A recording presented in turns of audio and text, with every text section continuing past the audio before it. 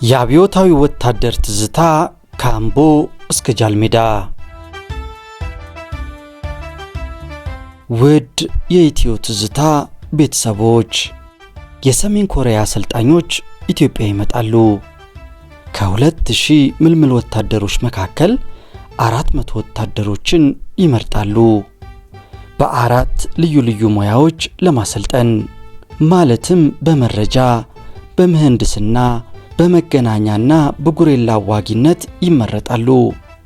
ሰልጣኞቹም ስልጠናቸውን ጨርሰው ወደ ግዳጅ ሊላኩ ሲሉ የኢህአዴግ ጦር እየገፋ ይመጣና አምቦ ላይ ከኢህአዴግ ጋር ይገናኛሉ።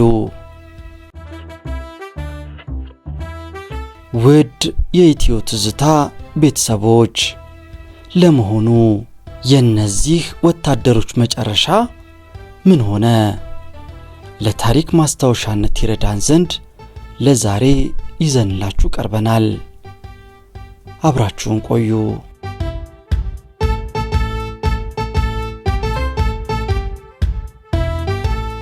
የአብዮታዊ ወታደር ትዝታ ከአምቦ እስከ ጃልሜዳ ክፍል 2።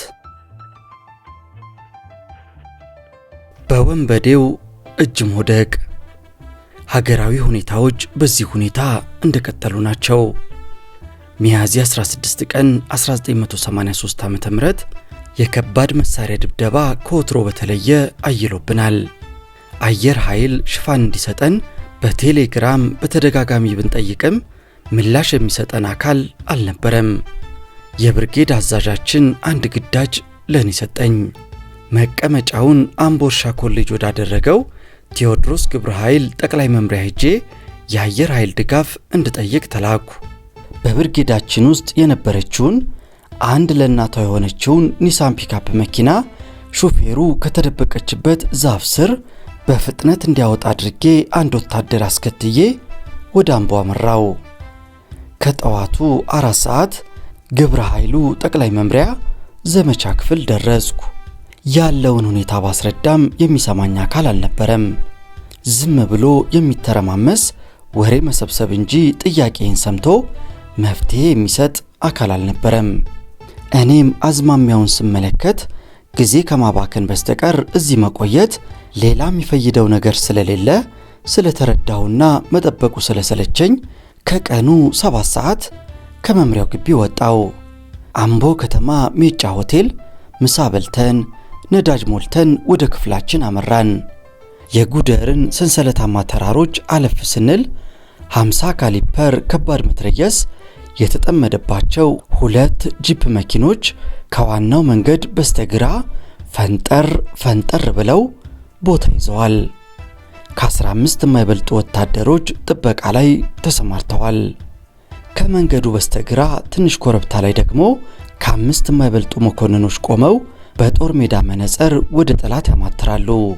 እኛም ወደ እነርሱ ደረስን። መኪናውን እንዲቆም በእጅ ምልክት ለሹፌሩ አሳዩ።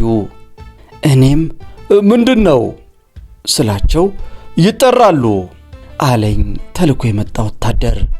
ወደ ተጠራውበት አቅጣጫ አመራው።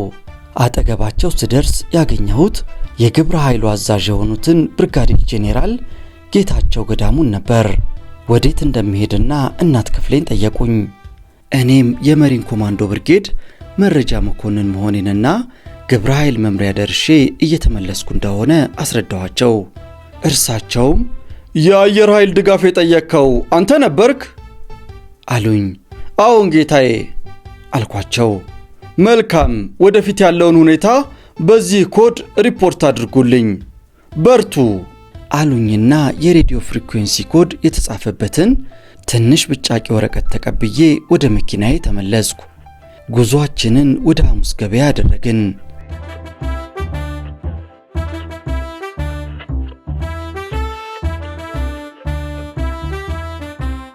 የግብረ ኃይሉን አዛዥ ካገኘንበት በግምት 1500 ሜትር እንደተጓዝን ጸጉራቸው የተንጨባረረና በመንገዱ ግራና ቀኝ በረድፍ የሚጓዙ ወንበዴዎች መሃል ሰተት ብለን ገባን።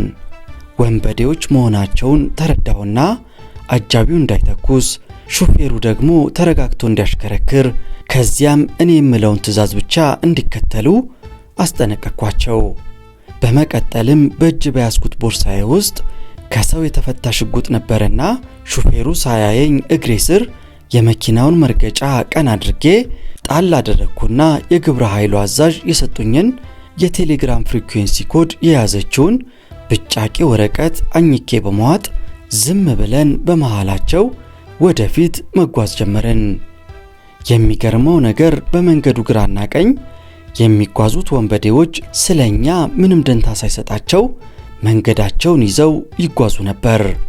ወደ ኋላ ብንዞር በቀላሉ ስለሚያስቀሩን ያለን አማራጭ ዝም ብለን ወደፊት መጓዝና ክፍተት ካገኘን መኪናውን አጋይተን በእግር ማምለጥ ነበር ያሰብኩት። ግን ምንም ክፍተት ሳናገኝ ከውጊያ እንዲያርፉ የተደረጉና መንገዱን እንደ ዝንጀሮ ወረው ምግብ እየበሉ ወዳለው የጠላት ጦር ሰፈር ደረስን። መንገዱን እንዲከፍቱልን ክላክስ ብናደርግ የሚሰማ ጆሮ አልነበራቸውም። በተቀመጡበት ቀና ብለው ሲያዩ ቅጠልያ የለበስን አረንጓዴ ቦኔት ያደረግነን። ከኔ አንገት ኮሌታ ላይ የኮከብ ምልክት ሲያዩ አንዳንዶቹ ከተቀመጡበት በመነሳት መሳሪያቸውን ወደኛ ዞሩ። አብዛኛው ደግሞ በተቀመጡበት ሆነው ጄኔራል መጽሁ፣ ጄኔራል መጽሁ፣ ጄኔራሉ መጣ፣ ጄኔራሉ መጣ እያሉ ያጨበጭቡ ጀመር። አራት የሚሆኑት ደግሞ መሳሪያቸውን ወደኛ ደግነው ውረዱ አሉን። ወረድን። የታጠቅኩትን ማካሮፍ ሽጉጥ ወሰዱብኝ። መኪናው ላይ 5 ክላሽንኮፍ ነበርና አወረዷቸው። የሹፌሩንና የአጃቢውን መሳሪያ ተቀበሉና ከየት እንደመጣን ጠየቁን።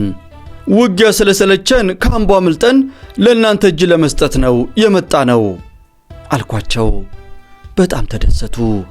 ያደረኩት ማዕረግ ምን እንደሆነ ለይተው ስለማያውቁ ጄኔራል ጄኔራል ይሉ ነበር። ከዚያም በላይ 3 ወንበዴዎች ተጭነው እኔም ጋቢና እንድገባ ተደርጌ 500 ሜትር ያህል እንደተጓዝን ሬንጀር የተቀቡ 2 ቶዮታ ፒካፕ መኪኖች ጋር ደርሰን ቆምን። ውረዱ ተባልን። ወረድን። ከመኪኖቹ በግምት 200 ሜትር ያህል ራቅ ብሎ የሚገኝ ዛፍ ስር ወዳሉት ሰዎች እኔም ብቻ ለይተው ወሰዱኝ። ዛፍ ስር ተቀምጠው የነበሩ ሰዎች ጋር ስንደርስ ከተቀመጡበት ተነስተው ታደሰ ጋውን አባላለሁ ብሎ ጨበጠኝ።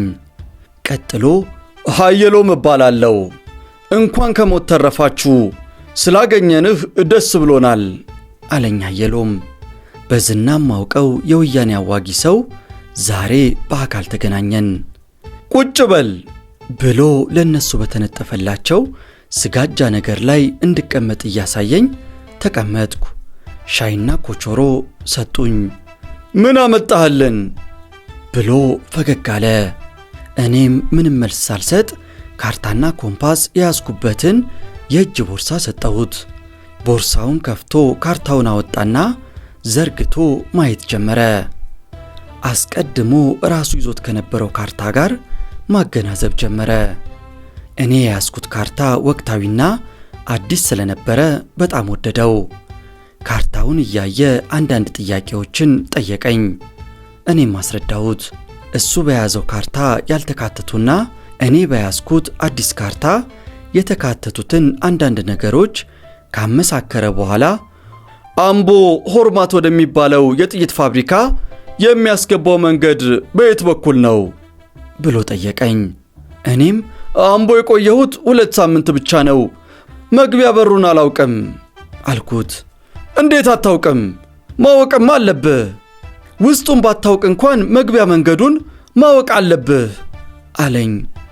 አይ እኔ አላውቅም፣ ምክንያቱም እኔ የመጣሁት ከሌላ ቦታ ስለሆነ ፋብሪካ አምቦ መኖሩን እንኳን አሁን ካንተ መስማቴ ነው አልኩት በድፍረት። እሱም ፈገግ እንደማለት ብሎ ብትረዳን አሪፍ ነበር፣ ፍቃደኛ ካልሆንክ ምንም ማድረግ አይቻልም፣ ቀላል ነው፣ እናገኘዋለን አለኝ። እኔም እውነቴን ነው፣ ስለ ፋብሪካው ምንም አላውቅም፣ በዚህ አካባቢ አልነበርኩም አልኩት። አይ ካወቅከው ብዬ ነው፣ አብረን እናገኘዋለን፣ ችግር የለውም። አብረውህ ያሉት ምንድናቸው አለኝ። አንደኛው አጃቤ፣ ሁለተኛው ደግሞ ሹፌሬ ነው አልኩት። አበረታታቸው፣ ምንም ችግር የለም፣ እናንተ ነፃ ናችሁ፣ አትጨነቁ፣ ከፈለግን እንጠራሃለን አለኝና ወደ ባልደረቦቼ ተመለስኩ። የተጠቀምነውን ዘዴ 100% አምነው ተቀብለዋልና ተረጋጉ አልኳቸው። ሻይና ኮቾሮ አመጡላቸውና በልተው እዚያው ቆየን።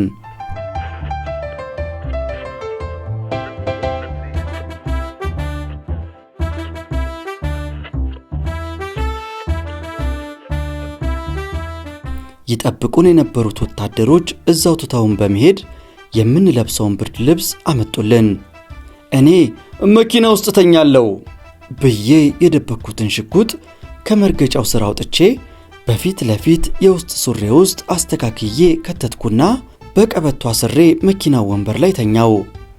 እነርሱ ሜዳ ላይ ተኝተው አደሩ። ጠዋት አየሎም አስጠራኝና ስለ ካርታው አንዳንድ ያልገቡትን ነገሮች ጠይቆኝ ግማሽ እውነትና ግማሽ ውሸት እየቀላቀልኩ ለማስረዳት ሞከርኩ። የተቀበለውን ተቀብሎ በተደጋጋሚ የሚጠይቀኝ የሆርማትን ጥይት ፋብሪካ መግቢያ በር ስለነበረ እኔም አላውቅም በሚለው አቋም ጸናው። ኦኬ፣ አንተ ወደ ባህር ዳር ትሄዳለህ። ለአንድ ወር የሚሰጠውን ስልጠና ወስደህ የኢትዮጵያ ዲሞክራሲያዊ መኮንኖች ንቅናቄ የሚል ድርጅት አለና ከሱ መቀላቀል ትችላለህ። አሁን በአንተ መኪና ወደ ጌዶ ከተማ የሚወስዷችሁ ሰዎች ይመደቡላችኋል። ሰላም ሁን፣ አዲስ አበባ በድል እንገናኝ ብሎ አሰናበተኝ።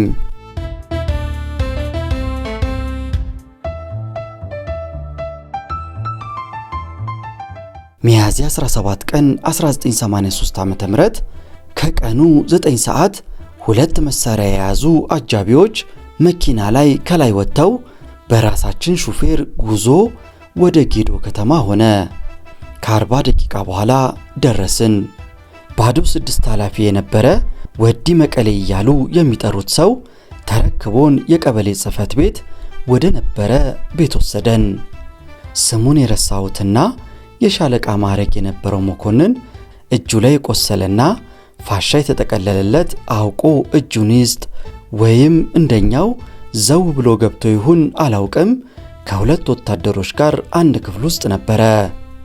ከነርሱ ክፍል ጎን ያለውን ክፍል ለኛ ሰጡን። እኔና የኔ አጃቢ የነበረው ልጅ እዚያው ስንቀር ሹፌሩ መኪናውን ይዞ ወደ መጣንበት ተመልሶ ይሄዳል ብለው ከነ መኪናው ይዘውት ሄዱ። የባዶ 6 ኃላፊ የሆነው ወዲ መቀሌ የሚባለው ወደኛ መጥቶ ብር ካላችሁ ምግብ ቤት ሄዳችሁ መብላት ትችላላችሁ፣ ካለዚያም ሻይና ዳቦ እንደሚያመጣልን ነገረን። እኔም ብር ይዤ ስለነበር ገዝተን መብላት እንችላለን አልኩት። እሺ ብሎ አብሮን ወደ ሆቴል ሄደን እራታችንን በልተን ስንመለስ እየመጣችሁ ምሳና እራታችሁን እዚህ መብላት ትችላላችሁ፣ ወደ ባህር ዳር የሚወስዳችሁ መኪና እስኪመጣ ድረስ በየቀኑ ጠዋት ዳቦና ሻይ እኛ እናቀርባለን አለኝ። እሺ ብለን ወደ ማረፊያችን ተመለስን። ከየሆቴሉ የዘረፉት የሚመስለውን አንድ ትልቅ ፍራሽና ብርድ ልብስ አምጥቶ ሰጠን። እኛም ከ4 ወር በፊት የተውነውን ፍራሽ ዛሬ ወንበዴዎች ሰጥተውን ተኝተን አደርን። በማግስቱ ጠዋት ሻይና ዳቦ ተሰጥቶን በላን።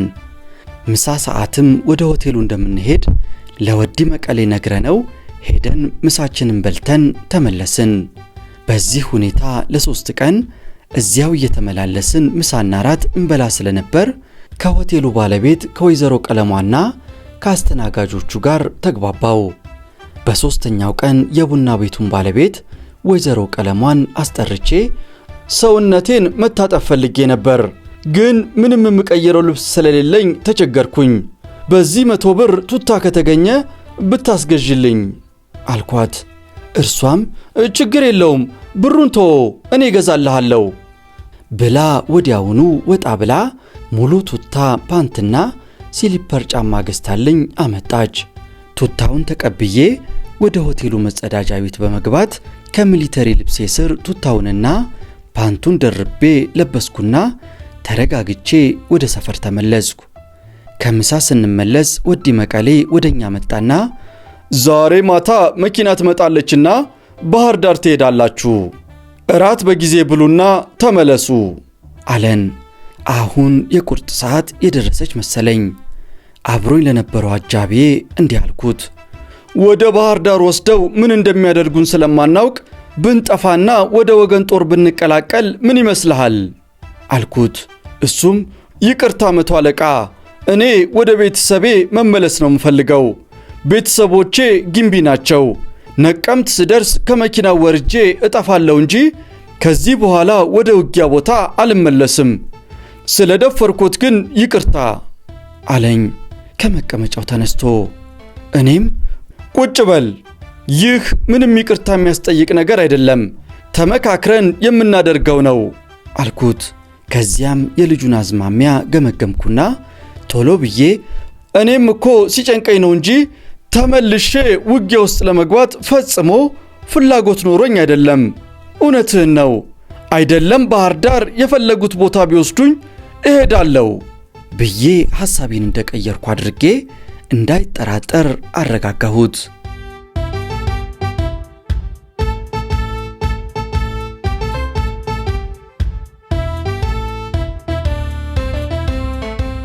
ከ4 ቀን በኋላ ከወንበዴዎቹ እጅ ማምለጥ።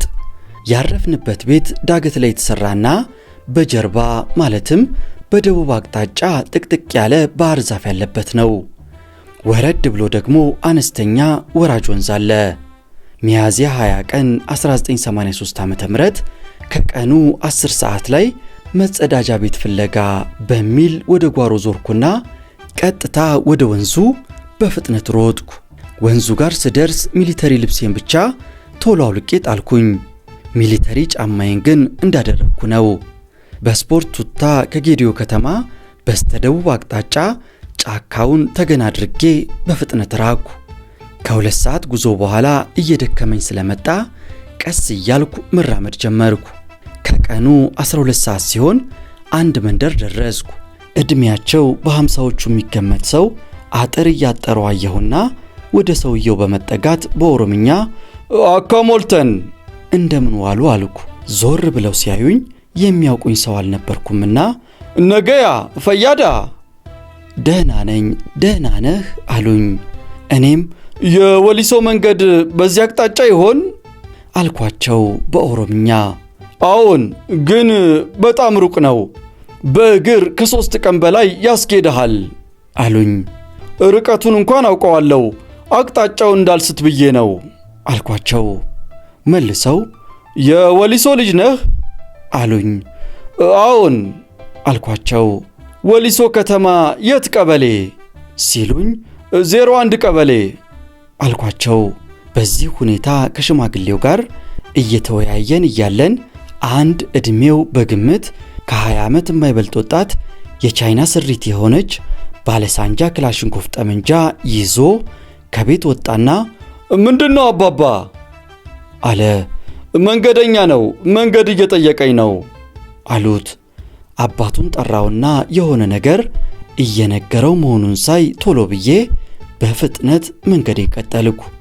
ከቤታቸው በግምት ከ300 እስከ 400 ሜትር ራቅ ብሎ በጫካ የተሸፈነ ሽጥ ነገር ይታያልና ወደዚያው አመራው።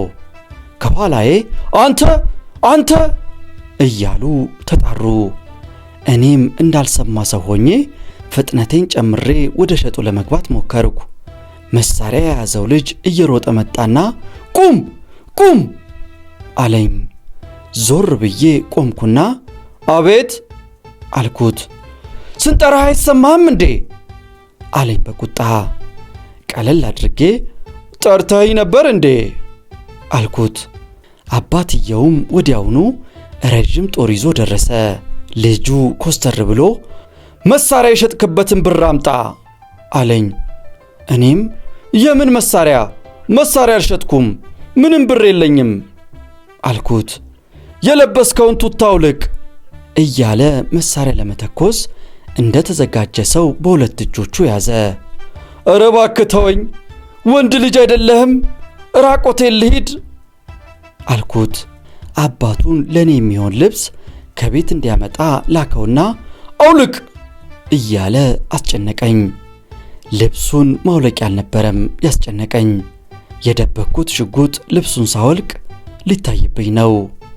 የሕይወቴ ዋስትና ያደረግኩት ደግሞ ሽጉጡን ስለነበር ፈጥኜ አንድ ውሳኔ ወሰንኩ። ይኸውም አባትየው ሳይመለስ እርምጃ መውሰድ አለብኝ የሚል ነበር።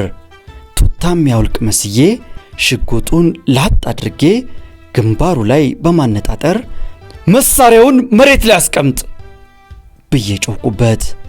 ደንግጦ መሳሪያውን አስቀመጠ። ወደ ኋላ ዞርና ቁጭ በል አልኩት። እንዳልኩትም አደረገ። መሳሪያውን አንስቼ እሱን እዚያው ትቼ ወደ ሸጠው ሮጥኩ። ትንሽ እንደራኩ ጩኸት መስማት ጀመርኩ። መሳሪያውን የነጠቅኩበት አካባቢ የጥይት ድምፅ መሰማት ጀመረ።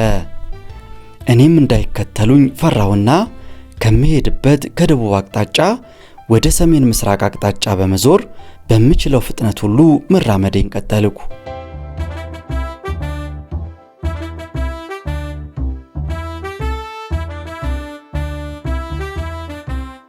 ቀኑም እየመሸ ሄዶ ከምሽቱ 2 ሰዓት ሆነ። እኔም ከሰዎቹ አካባቢ የራኩ ይመስለኛል። ምክንያቱም ስሰማው የነበረው የጥይት ድምፅ አሁን የለም። ከ2 ሰዓት ጉዞ በኋላ በጣም ደከመኝ። መንቀሳቀስ አልቻልኩም። ቀስ ብዬ ወደ አንድ ትንሽ ኮረብታ ወጣሁና ጫካ ውስጥ ገብቼ እረፍት አደረግኩ። እዚያው አድሬ ጠዋት ላይ አካባቢውን ለመቃኘት ሞከርኩ። ያለሁበትን ቦታ በትክክል ለይቼ ማወቅ ባልችልም ከፀሐይ መውጫ አቅጣጫ ተነስቼ ምስራቅን፣ ምዕራብን፣ ደቡብንና ሰሜንን መለየት ቻልኩ። ከድካምና ከያዝኩት መሳሪያ ጋር ተዳምሮ የቀኑ ጉዞ የሚታሰብ አልነበረምና ተመልሼ ጫካ ውስጥ ገብቼ ተቀመጥኩኝ። ማታ የቀማሁት ክላሽ ምን ያህል ጥይት እንዳለው ካርታውን አውልቄ ጥይቱን ስቆጥር 27 ጥይት ነበረው። በጣም ደስ አለኝ። ብዙ ጥይት ነው። የራሴ ሽጉጥ ደግሞ 8 ጥይቶች ይዟል። ራሴን ለመከላከል ከበቂ በላይ ነው። በተደበቅኩበት ጫካ ውስጥ የበሰለ አጋም ተንዠርግጎ ይታያል። አልፎ አልፎም እንጆሪ አለ። ይህንን እየለቀምኩ እየበላው እዚያው ሙሉ ቀን ተደብቄ ተኝቼ ዋልኩ። ከምሽቱ 2 ሰዓት ሲሆን ከተራራው ወደ ወንዝ ወርጄ ውሃ ጠጥቼ እግሬንና ፊቴን ታጥቤ ቀን ባየሁት አቅጣጫ በመታገዝ ወደ ደቡብ ምስራቅ አቅጣጫ ጉዞዬን ቀጠልኩ። ከ4 ሰዓት ጉዞ በኋላ ደከመኝና ጫካውን ተገን አድርጌ አረፍኩኝ። ትንሽ ራቅ ብሎ የሰው ድምፅ ይሰማል። እዚህ አካባቢ መንደር አለ ማለት ነው ብዬ ድምፅ የሚሰማበትን አቅጣጫ ማዳመጥ ያዝኩ። ጫጫታ ሆኖ ብዙም አይሰማም። ምናልባትም መንደር ይሆናል ብዬ ዝም አልኩ። ትንሽ እንደቆየው የታንክ ሞተር ተነሳና በትግርኛ ድምፃቸውን ከፍ አድርገው ማውራት ጀመሩ። እኔ ካለሁበት በግምት ከ200 ሜትር በማይበልጥ ርቀት ላይ ይመስለኛል። እየሳቁና እያጨበጨቡ ሲያወሩ ይሰማኛል። በጥንቃቄ ማዳመጥ ጀመርኩ። ለካስ ታንክ ተበላሽቶባቸው የሚጠግኑ የሻዕቢያ ወታደሮችና ወያኔዎች ነበሩ። ጉዞዬን እንደገና ወደ ምዕራብ አቅጣጫ አድርጌ በጥንቃቄ መሄድ ጀመርኩ። ከነርሱ ድምፅ እየራኩ መሄዴን ሳረጋግጥ ጫካ ውስጥ ገብቼ እንደገና እረፍት አደረግኩ። ከሌሊቱ 6 ሰዓት ላይ ጨረቃ መውጣቷን ሳረጋግጥ በዚሁ ብርሃን አማካኝነት አቅጣጫዎችን በቀላሉ መለየት ስለቻልኩ ተመልሼ ወደ ደቡብ አቅጣጫ መጓዝ ጀመርኩ። አካባቢው ከጨለማ ወደ ብርሃንነት ተለወጠ። እኔም ሳርፍ ስጓዝ ትናንሽ ወንዞች ጋር ስደርስ ውሃ እየጠጣው እንደገናም ስጓዝ አደርኩና ሲነጋጋ በተለመደው ሁኔታ ወደ አንድ ኮረብታ ወጣሁና ጫካ ገብቼ ተደበቅኩ። አሁን የደረስኩበትን ቦታ ስመለከተው ጫካ ከነበረው አካባቢ መራቄንና ሜዳማ ቦታ መድረሴን ያመለክታል። በየጉብታዎቹ አልፎ አልፎ ከሚታየው ጫካ በስተቀር ሜዳማና በሳር የተከደኑ የገበሬ ቤቶችና እርሻ ነበር የሚታየው። በስፍራው የሚበላ አጋምም ሆነ እንጆሪ የለም። ምንም ምግብ ሳላገኝ 3ኛ ቀን መሆኑ ነው። እዛው ኮረብታ ላይ ረሃቡንና ጥማቱን ችዬ ተደብቄ ዋልኩኝ።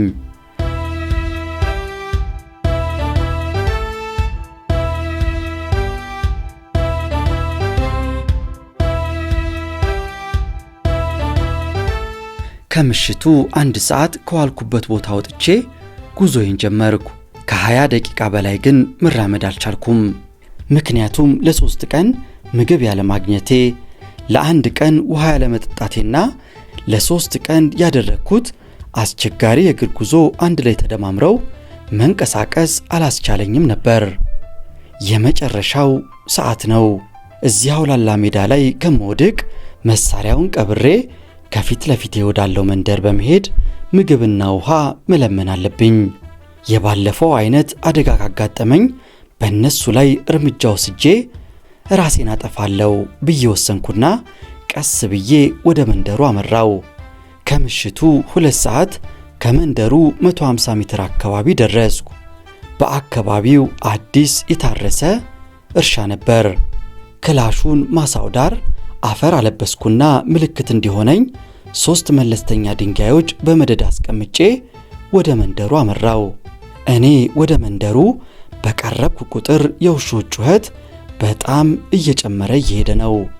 አማራጭ ስለሌለኝ ለምርኩዝነት ይዤው በነበረው በትር እከላከላለሁ በሚል ሐሳብ ወደ መንደሩ መጠጋቴን አላቋረጥኩም። የቤቱ አጥር ጋር ስደርስ ውሾቹ ያለ ማቋረጥ ይጮሁ ጀመር። እኔም አጥሩ ስር ተቀመጥኩና በኦሮምኛ ጋንዲኩን ጋንዲኩን አልኩኝ። እዚህ ቤት ማለት ነው። አንድ ሰው ቤቱን ከፍቶ በመውጣት ኤኙ ማነህ እያለ መጣ። እኔም አናከራ ዴማዳ እኔ መንገደኛ ነኝ አልኩት።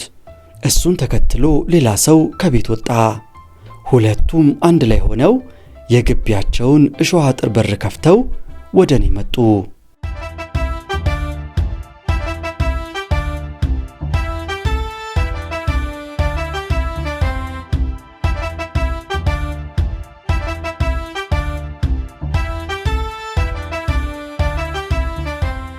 ውድ የኢትዮ ትዝታ ቤተሰቦች ታሪኩ በዚያ አያበቃም።